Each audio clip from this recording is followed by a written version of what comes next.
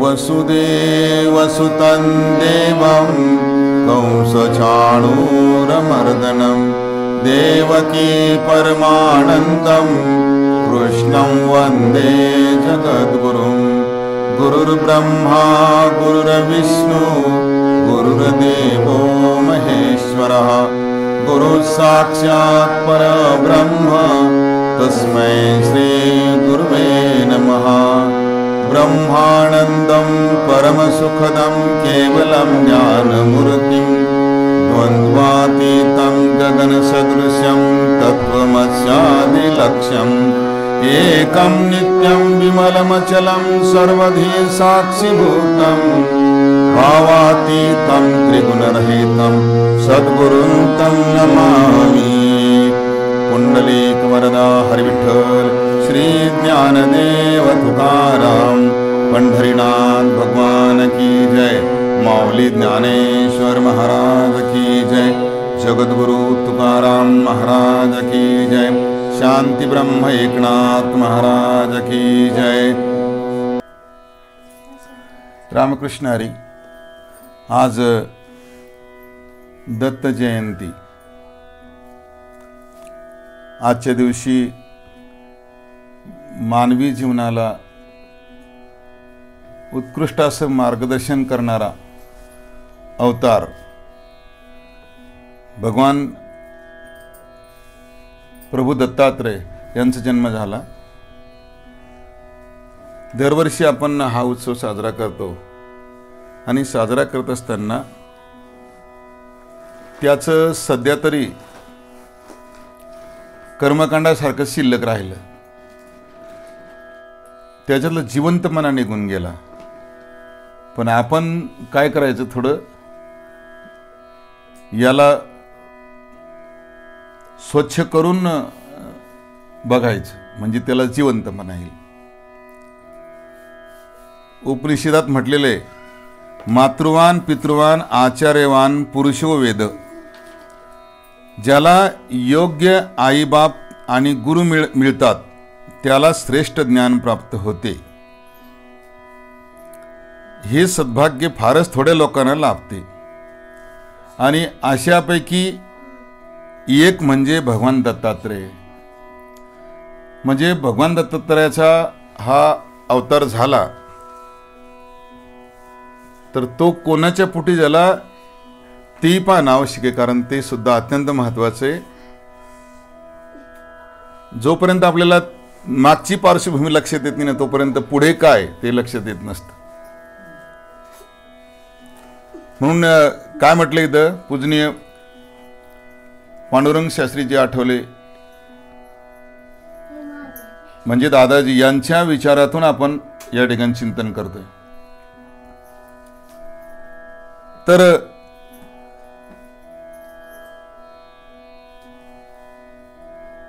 आईबाप हे मिळणं सुद्धा एक भाग्य आहे। मग ते अवतारही म्हटले ना तरी ते अवताराला आईबाप आहे, ती त्यांचं भाग्य आहे एक प्रकारचं। योग्य आईबाप आणि योग्य गुरु या दोन गोष्टी मिळणं अत्यंत आवश्यक आहे। योग्य आईबाप जर मिळाले नाही तरी माणसाच्या जीवनाचा गोंधळ होतो आणि गुरु जर मिळाला नाही तर गोंधळ होतो। योग्य गुरु आहेत, पुष्कळ आहेत, परंतु योग्य गुरु मिळणं खूप महत्वाचं आहे। आणि म्हणून इथं काय म्हटलं की अशांपैकी एक म्हणजे भगवान दत्तात्रय। अत्रि ऋषी व महासती अनुसया यांचे ते पुत्र आहेत। थोडस हे लक्षणात्मक लक्षणवाङ्मयाच्या प्रकारातलं असल्यामुळे आपल्याला ह्या वेळेला अत्यंत कमी थोड्या वेळामध्ये हे समजून घ्यायचे, म्हणजे आपल्याला लिंक लागेल आणि मग याच्या पुढचा भाग नंतर केव्हा तरी आपण बघू। अत्रि ऋषी आणि महासती अनुसया यांचे पुत्र आहेत। तर सुरुवात आपण अशी करायची की अत्रि म्हणजे काय हे समजून घ्यायचं, म्हणजे अनुसूया म्हणजे काय म्हणून समजून घ्यायचं। ते दोन शब्द समजले ना की मग आपल्याला बरंच काही लक्षात येईल। म्हणजे नाही, त्रि म्हणजे तीन, म्हणजे त्रिगुणातीत. तीन गुण कोणते? रजगुण, तमोगुण आणि सत्वगुण. आता हे सगळं वाचत असताना किंवा कुठलंही तत्वज्ञान वाचत असताना तुम्हाला काही अडचण येणार नाही, कारण तुम्ही श्रीमद भगवद्गीता अशा महान ग्रंथाचा पाया तुमच्यात रचण्याचा मानस केलेला आहे. काही प्रमाणात रचला, काही प्रमाणात रचायचा राहिला. तर अत्रि ऋषी यांचा अर्थ बघताना आपल्याला लक्षात येतं की अत्रि म्हणजे त्रिगुणातीत असे ते ऋषी होते. अनसूया म्हणजे असूया रहित. आपण मुलींचे नाव ठेवतो अनसूया, पण ते का ठेवतो हे काहीच माहीत नसतं. कोणाच्या तरी नावावरून किंवा काहीतरी आठवण म्हणून आपण ते नाव ठेवतो. पूर्वी तसं नव्हतं. पूर्वी संपूर्ण नावं जे आहेत ना, हे संपूर्ण नावं त्या व्यक्तीच्या विशेष कामानुसार होते. आता हे आपल्याला या विवेचनातून लक्षात येईल. अनसूया म्हणजे असूया रहित. असूया म्हणजे मत्सर आणि द्वेष. मग व्याख्यातार होते. जसं ज्ञानेश्वर म्हणजे काय? ज्ञानाचा आहे ईश्वर असा तो ज्ञानेश्वर. तसं अनसूया म्हणजे अनअसूया म्हणजे नाही असूया, म्हणजे जिथं द्वेष नाही आणि मत्सर नाही अशा प्रकारचे जे व्यक्तिमत्व आहे त्याला काय म्हटलं? अनसूया.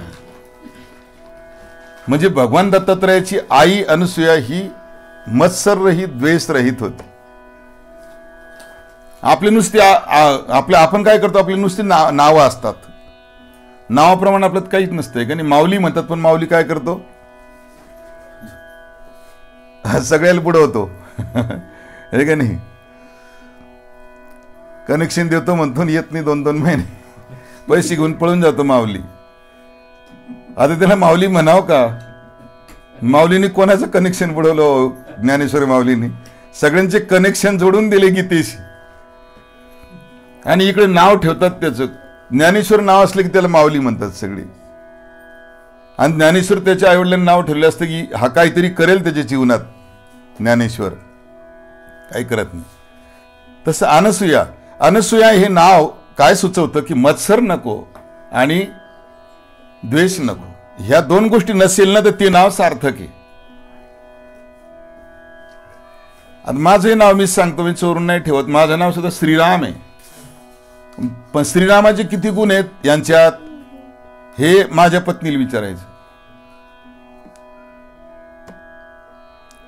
तर लक्षात येईल की हे श्रीराम नाव ठेवलेलं बरोबर आहे का? असं असतं ते. परंतु आपल्याला एक लक्षात घ्यायचं आहे उत्सवाच्या निमित्तानं की अनसूया आणि अत्रि. आता अत्रि नाव शक्यतो कोणी ठेवत नाही, पण अनसूया नाव अनेक ठिकाणी. तर हे नाव काय सुचवतं? द्वेष रहितता शिकवतं, मत्सर रहितता शिकवतं. म्हणजे त्या व्यक्तीवरती जबाबदारी येऊन पडते. श्रीराम नावाच्या व्यक्तीवर जबाबदारी येऊन पडते की त्यांनी रामासारखे काहीतरी तत्व त्याच्या जीवनात. हा, आता माझ्या जीवनात आहे रामासारखं एक तत्व, एक पत्नीवरती. हा, मी दुसरं लग्न नाही केलं. म्हणजे आहे ना, एक तरी आहे ना. हा, नंतर जिथे गेला तिथे सोबत नेलं. असे काही गुण सापडतील, असे सगळेच नाही मिळणार. म्हणून आपल्याला यावेळेला एक अर्थ लक्षात घ्यायचा की शब्दामध्ये विशेषण असतं. त्याच्यात ते विशेषण आपल्याशी लागू पडत असेल तर ते आपण शोधलं पाहिजे. तर सत्व, रज व तम या 3 गुणात रममान न होता 3 गुणांना जो स्वेच्छेने खेळवू शकतो, रममान न होता स्वेच्छेने खेळवू शकतो. लक्षात घ्या. म्हणजे सत्व, रज, तम या गुणांना आपल्यातून काढून टाकता येत नाही. त्रिगुण रहितम म्हटलं त्यांनी केलं ते, पण सामान्य मनुष्य या त्रिगुणाला काढून टाकू शकत नाही, तो षड्विकारांनाही काढून टाकू शकत नाही, पण त्यांना मात्र तो खेळवू शकतो. आपल्या अंतर्गत असलेल्या कामगारांना किंवा कर्मचाऱ्यांना जो मालक खेळवू शकतो ना, तो उत्तम मालक. आणि जो खेळवू शकत नाही तो फसतो त्यांच्यातच, आणि तेही त्याला फसवतात ना, तर त्याला उत्तम म्हणता येत नाही. तसं आपल्यामध्ये हे विकार आहेत, हे त्रिगुण सुद्धा आपल्यात आहेत. तेव्हा आपण त्रिगुण रहित नाही होणार, परंतु आपण त्यांना खेळवू शकू, असं याच्यातून एक संदेश आपण घ्यायचा. आणि मग जेव्हा खेळवण्याची सवय लागते ना, म्हणजे त्या त्रिगुणाचा आपल्यावर परिणाम होत नाही, तेव्हा त्याला त्रिगुण रहित म्हणायचं. जेव्हा परिणाम होत नाही तेव्हा हे लक्षात घ्यायचं. आणि अत्री हे त्रिगुण रहित होते. अनसूया, मत्सर आणि द्वेष या गोष्टी जोपर्यंत आपल्या जवळ येत नाही तोपर्यंत ते नाव आपल्या लागू होत नाही. म्हणून आपण ते कसं आपण त्याच्यातून पुढे जाऊ ना, त्याचा विचार आपण करण्यासाठी खरा उत्सव या. दरवर्षी उत्सव करण्याचं काय काम? हेच आहे, समजून घेणं की माझ्यात मी काय उभं केलं आणि मला अजून काय उभं करायचं. अत्री आणि स्त्री सुलभ असूयेला जिने स्वतःच्या जीवनात प्रवेशच दिलेला नाही, अशा प्रकारचा जिवंत मनमोकळेपणा म्हणजे अनसूया. लक्षात घ्या पुन्हा, अत्री आणि अनसूया याला म्हणजे काय म्हटलं, अत्री आणि स्त्री सुलभ असूयेला जिने स्वतःच्या जीवनात प्रवेशच दिला नाही, ती अनसूया. अत्री म्हणजे त्रिगुणांना प्रवेशच दिला नाही, नंतर मत्सर द्वेषाला प्रवेशच दिला नाही, म्हणून ती अनसूया. अशा आईबापांच्या कुशीतच दत्तासारखा तेजस्वी पुत्र जन्माला येतो.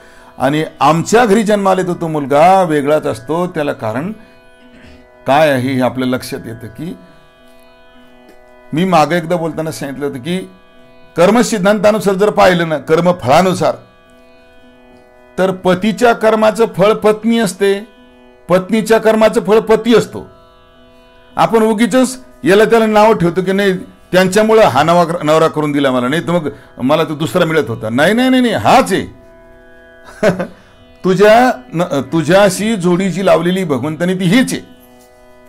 हे पूजनीय दादाजींनी आपल्याला सांगितलेलं आहे की हाच तुझ्या नशिबात आहे. यालाच तू तुझा राजा समज, हिलाच तू तुझी राणी समज आणि संसार व्यवस्थित कर. हे लक्षात घ्यायचं. म्हणजे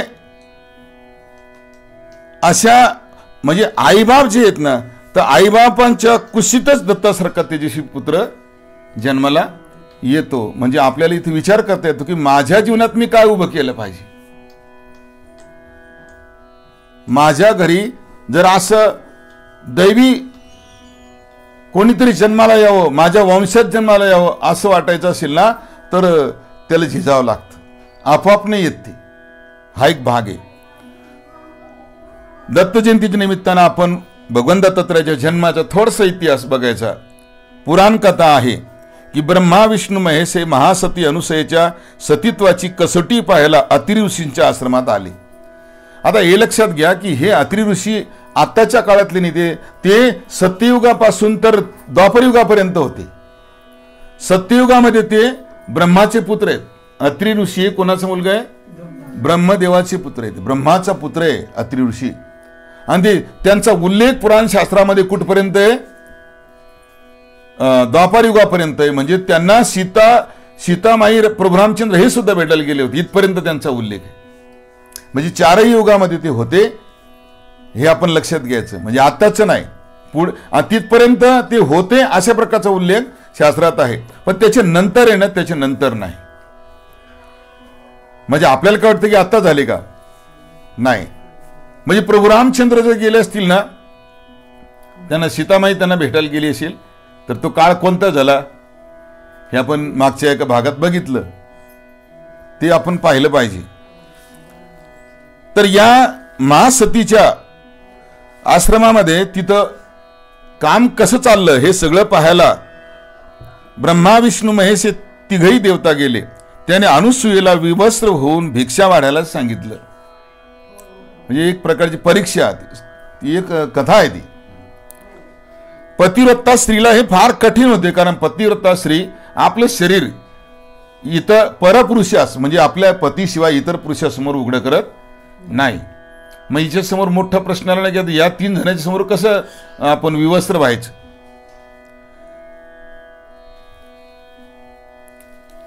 आणि दुसरं एक म्हणजे ते तर कठीण होतं, पण दुसरं असं होतं की भिक्षा दिली नाही तर अतिथी सत्कारात उणेपणा राहिला असता. म्हणून महासती अनुसूयेने स्वतःचे पाप व सतीत्वाचा प्रभाव ह्यांच्या बळावर तिन्ही देवांना लहान बालक केलं. लहान बालकाचे देखत त्याची आई विवस्त्रही असली तरी काही त्याचा परिणाम नसतो. म्हणून तिने त्यांना बालक केलं आणि त्यांना जेवायला घातलं, त्यांना भिक्षा दिली, म्हणजे त्याला जेवायला दिलं म्हणजे भिक्षा दिली. महासती अनुसूयेचे तप आणि त्या तपाचा प्रभाव याच्यामुळे हे जमलं, हे कुठल्याही स्त्रीला. आणि आज काय झालं की पतिव्रता धर्म हा अत्यंत खालच्या स्तराला गेलेला असल्यामुळं ते अनुभव आजची स्त्री घेऊ शकत नाही. तर त्या बळावर तीनही देवांना तिने लहान बालक केली आणि त्या अडचणीतून मार्ग काढला. देव लज्जित झाले. देवपाल्यांच्या विनवणीवरून अनुसूयेने त्यांचे पती त्यांना मूळ स्वरूपात परत केले. ती स्टोरी तुम्हालाही माहित असेल की देवर्षी नारदांनी जाऊन सांगितलं त्यांच्या घरी की ते तिकडे काय झालं माहिती आहे का तुम्हाला. ते 3 जण तिथे गेले आणि त्या अनुसूयेने तिच्या पतिव्रतेच्या बळावर, त्या शक्तीच्या बळावर त्या 3घांनाही बालक करून टाकले. म्हणून त्या 3 जणी आल्या आणि त्यांनी विनंती केली. त्यांना गर्व झाला होता असं पुराणात दाखवलेले. त्या 3घींनाही गर्व झाला होता की आमच्यापेक्षा अजून पतिव्रता स्त्री पूर्ण ब्रह्मांडात कोणी नाही. आणि मग ते दाखवून द्यायचं होतं कदाचित असं असेल म्हणून ते 3 जण तिथं आले आणि हे असा प्रकार तिथे उभा केला. मग त्या 3 जणी आल्या आणि त्यांनी तिला विनंती केली की तू आमच्या नवऱ्यांना परत पहिल्यासारखंच कर. मग त्यांच्या विनंतीवरून अनुसूयेने त्यांचे पती त्यांना मूळ स्वरूपात परत केले. जाता जाता देवांनी आशीर्वाद दिला की तू आम्हाला बाल स्वरूप दिलेस, तू आमची आई बनलीस, आता आम्ही 3घेही संयुक्तरित्या तुझ्या कुशीत जन्म घेऊ. असं ते 3 देवतांनी तिला आशीर्वाद दिला की तू आमची आई झालीस तर आम्ही 3घेही संयुक्तरित्या जन्म घेऊ. देवांच्या ह्या आशीर्वादाने त्यांच्या संयुक्त अंशाने म्हणजे ब्रह्माचा संयुक्त अंश, विष्णूचा संयुक्त अंश आणि महेशाचा संयुक्त अंश अशा तिन्हीचा संयुक्त असा जन्म घेऊन जे बालक जन्माला आलं त्यांना म्हणायचं दत्तात्रय. ते बालक म्हणजे दत्त. उपरोक्त प्रसंगातील पौराणिक कथा जर वजा केली तर ब्रह्मा विष्णू व महेश ह्यांच्यासारख्या 3 प्रभावी शक्ती बाल सहज कुतूहलाने अत्रि व अनुसूयेच्या आश्रमात चालत असलेली अविरत कर्मयोगाची धारा पाहण्यासाठी आल्या होत्या. हे लक्षात घ्या. आपण बाल सहज, जसं मी कसं तुम्हाला म्हणत असतं की माझ्यासमोर बसायचं तुम्हाला गीता शिकायला, संथा घ्यायला, तर काय सांगितलं तुम्हाला मी की लहान बालक होऊन बसा. आणि मग तुम्ही खरंच तसं केलं, तुम्ही लहान बालक होऊन माझ्यासमोर बसता. असंच त्या ठिकाणी बाल सहज वृत्तीनं, बाल सहज, लक्षात घ्या, बाल सहज कुतूल काय बा. खरंच तिथं मुलं जशी कुठेतरी काही असलं पाहायला जातात तसं या सहज वृत्तीनं म्हणजे बाल सहज वृत्तीनं कुतूहलानं अत्रि व अनुसूयेच्या आश्रमात त्यांचा कर्मयोग पाहायला हे गेले 3 जण. ते लहान झाले वगैरे ही पौराणिक कथा आहे, पण खरं त्याचा अर्थ असं आहे ते एक बाल सहज कुतूहलानं तिथं बघायला गेले. अनुसूयेने अतिशय मोकळ्या मनाने त्यांना आश्रमाची कार्यपरंपरा दाखवली. ते सर्व पाहून आश्चर्यचकित व प्रभावित झालेल्या देवांनी तिथेच राहायचं निश्चित केलं. त्यांना असं वाटलं की नाही, ही फार छान, आपल्याला थांबण्यासाठी योग्य जागा आहे, आपण इथेच राहू. हेच कार्य महान आहे व स्वतःच्या शक्तीचा अंश याच्यातच आपण काय केला पाहिजे, खर्च केला पाहिजे असं त्यांना वाटलं. त्यांच्या ह्या भावनांचे जिवंत स्वरूप म्हणजे दत्त. ह्या त्यांच्या भावनेचे जिवंत स्वरूप म्हणजे दत्त, की आपण इथं अंश रूपाने राहिलं पाहिजे आणि ह्या कार्याला आपण मदत केली पाहिजे. शिवाय ह्याप्रमाणे समाजात प्रभू कार्य करू इच्छिणाऱ्याला समाजाच्या संपूर्ण परिस्थितीचे किंवा समस्यांचे स्पष्ट ज्ञान असले पाहिजे. त्याच्या दृष्टीने काही लपलेले असता कामा नये. ईश कृपेने प्राप्त झालेल्या या बालकाला आत्री ऋषीने प्रभू कार्यार्थ अर्पण केले. म्हणजे त्यांनी काय केलं, संयुक्त रूपे असं जन्म घेतला की तिथं, तर या बालकाला अत्री ऋषीनं प्रभू कार्यार्थ अर्पण केलं. जुन्या काळात होतं बरं असं, 3-3, 4-4, 5-5 मुलं असायचे. तर काही घराण्यामध्ये काही राज्यात अशी गाव आहेत की त्या गावात प्रत्येक घरातलं एक मुलगा संरक्षण खात्यात आहे देशाच्या. ती प्रथाच आहे. आणि पूर्वीच्या काळात राजेशाही होती की नाही, तर प्रत्येक गावातून 2 मुलं असेल ना, तर एकाला सैनिक राजाच्या सैनिकात पाठवत होते, जा तू तिकडे, एक जण तिकडे जा, एक जण इकडे राहा. आता एकच आहे, त्याला इकडेही पाठवत नाही तिकडेही पाठवत नाही. त्याच्यामुळे ते शेवटी काय करते, या दोघायलाच कुठेतरी पाठवून देत. बरोबर आहे की नाही, का त्याला पाठवायला पाहिजे ना एक संरक्षण खात्यात किंवा कुठेतरी असं, तर त्याला कुठेच पाठवत नाही.